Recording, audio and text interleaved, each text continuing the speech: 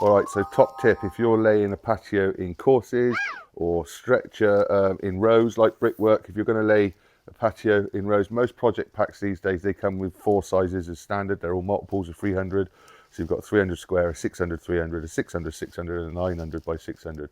So top tip, what I always do when I'm laying in courses, I'll take a 600, 900 and I'll cut them in half. All right, so that gives me a 450.